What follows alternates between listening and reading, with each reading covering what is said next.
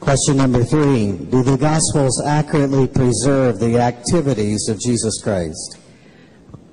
I want you to pay careful attention to how Craig is phrasing his answers, because he's a very smart scholar.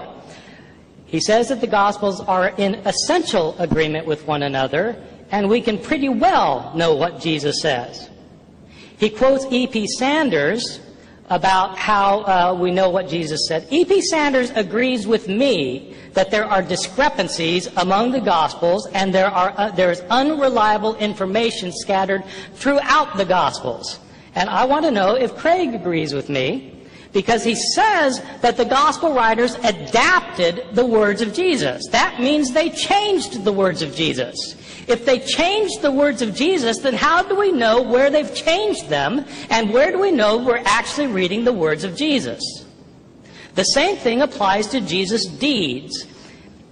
Can we trust what the Gospels say about what Jesus did? If the stories about Jesus were sometimes changed, as Christians told and retold the stories as they adapted them, how do we know that they weren't changed a lot before the Gospels were written down? Or are we to think that all 4 Gospels are 100% accurate with respect to Jesus' activities? If they're not 100% accurate, how do we know that they're at all accurate? And if we don't know how accurate they are, why should we trust them as historical sources? My own view is that it is absolutely certain that the Gospels did not give an accurate account of the things that Jesus did. For one thing, once again, there are many discrepancies in the accounts, as you can see for yourself, simply by reading them and comparing the Gospel stories for one another. Take any story in any of the Gospels and compare it in detail. Just do it yourself. Compare it in detail with the same story in another Gospel. You will see multiple differences. But sometimes the stories are not simply different in minor detail. They are sometimes different in major ways. Let me give you just one example in the couple minutes I have left. Jesus, on the way to his death, in the Gospel of Mark, is completely silent. He carries his cross, or Simon of Cyrene carries his cross, and Jesus doesn't say a word. They nail him to the cross, and he's silent. He's hanging on the cross. Both robbers mock him. The passers-by mock him. Everybody mocks him, and he doesn't say anything until the very end. He cries out, Eloi, Eloi, lama sabachthani. My God, why have you forsaken me? And he dies. That's the end of the story in Mark. Not quite, because then he gets raised from the dead. But how did he feel at the end? Compare that with the Gospel of Luke. In Luke, Jesus is not silent on the way to be crucified. He's going to be crucified, and he sees some women weeping for him by the side of the road, and he turns to them and says, Daughters of Jerusalem, don't weep for me, weep for yourselves and for your children for the fate that's to befall you.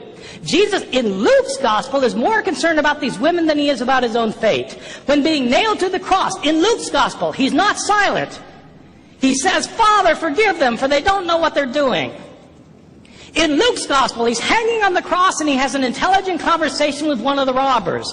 Only one of the robbers mocks him in Luke. The other tells the first robber to be quiet because Jesus has done nothing to deserve this. He turns his head to Jesus and says, Lord, remember me when you come into your kingdom. And Jesus replies to him, Truly I tell you, today you will be with me in paradise.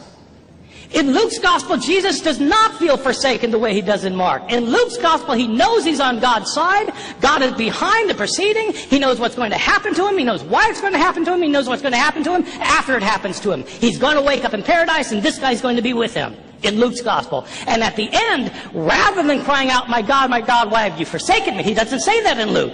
In Luke's Gospel, he says, Father, into your hands I commend my spirit. And he dies.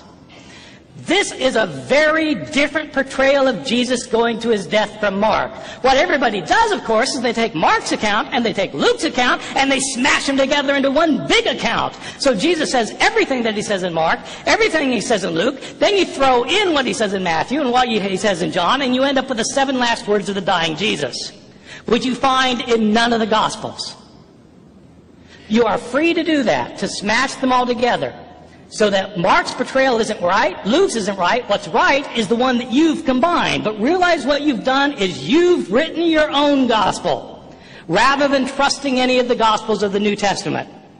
The problem is the gospels of the New Testament do not agree either on the sayings of Jesus or on the deeds of Jesus. Eyewitness tradition. When I was a Bible-believing evangelical Christian, attending Moody Bible Institute, before I began my serious scholarship on the New Testament, before I began to read it in Greek, and before I saw what serious scholars of the world had to say about it, I was absolutely convinced that the Gospels not only contained eyewitness tradition, but that they were written by two eyewitnesses, Matthew and John, and by two people who were close companions to people who were eyewitnesses, Mark and Luke.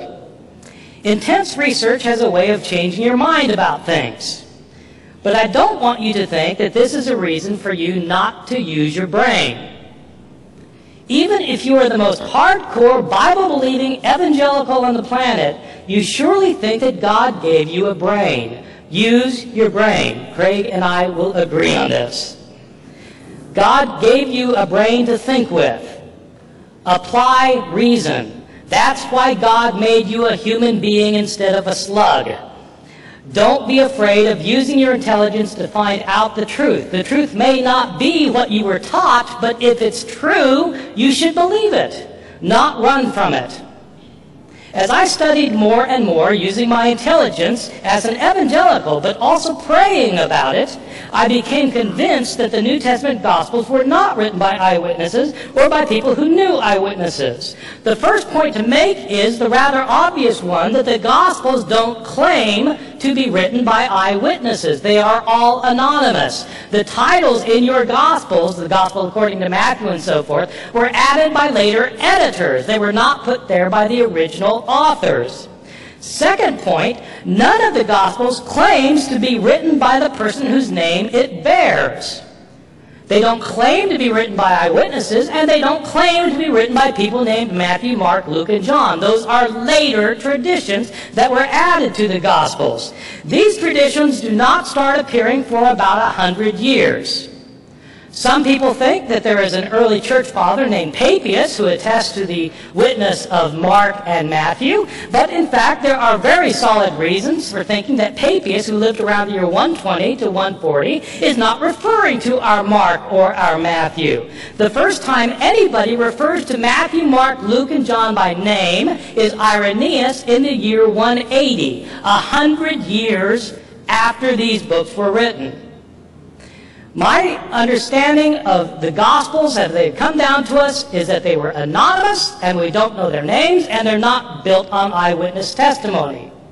But the important point that I want to make is that even if the Gospels were written by eyewitnesses, or even if they did contain eyewitness accounts, that would not guarantee that they were accurate.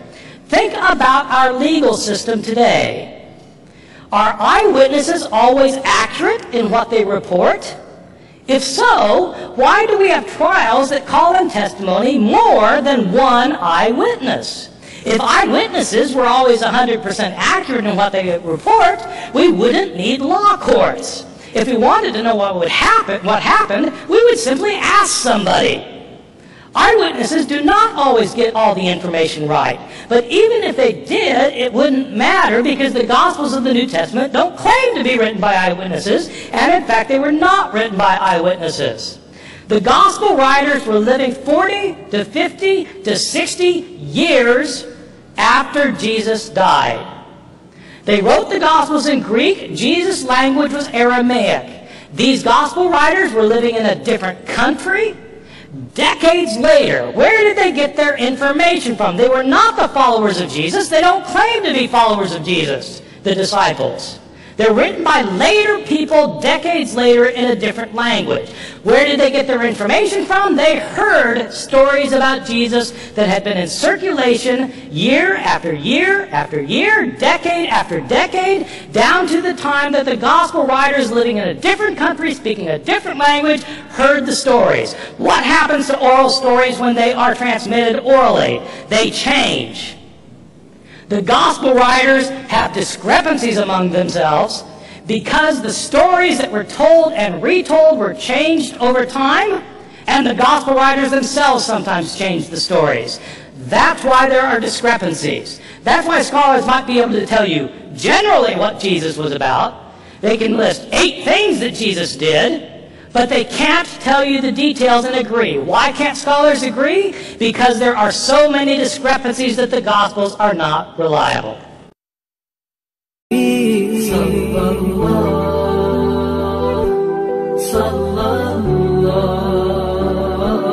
عليك يا حبيب الله